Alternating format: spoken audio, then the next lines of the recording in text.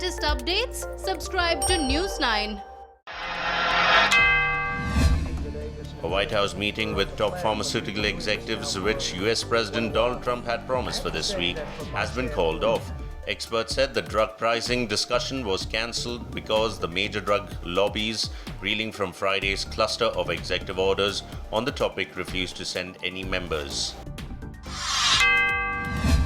US President Donald Trump said that his administration will announce good news regarding therapeutics developed for COVID-19 infection within the next 2 weeks. Early on Monday, the National Institutes of Health said in a press release that US scientists have begun a phase 3 trial of a potential COVID-19 vaccine developed by biotechnology company Moderna. US President Donald Trump said that Twitter's trending topics are really ridiculous, illegal and very unfair, as it makes him look bad as a leader. He also implied, without citing any evidence, that Twitter was intentionally manipulating trends which are determined automatically based on user activity. US President Donald Trump's lawyers filed fresh arguments on Monday to try to block or severely limit summons for his tax records, calling it a harassment of the president. Lawyers filed a rewritten lawsuit in Manhattan federal court to challenge the summons by Manhattan state prosecutor on grounds they believe conform with how the US Supreme Court handles the situation.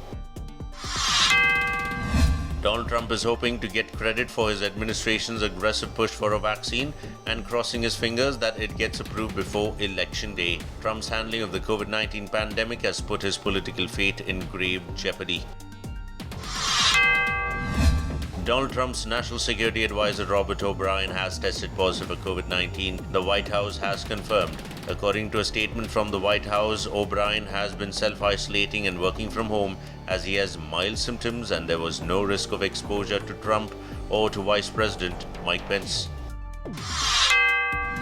Businesses in the UK were warned by its Prime Minister Boris Johnson to be prepared for a second wave of COVID-19 during autumn, just as companies were getting ready to encourage more workers back to offices from next week. Johnson told more than a dozen organizations on a conference call that the pandemic could worsen again after the summer.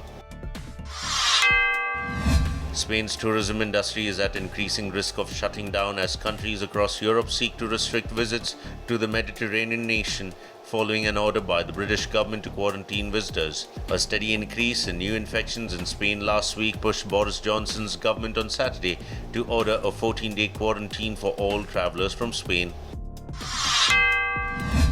One Italian region is getting tough on places that do not respect the compulsory face mask rule, with regional chief warning. 3 businesses in the southern Italian city of Salerno are the first to fall of tough new anti-coronavirus regulations imposed by the region of Campania.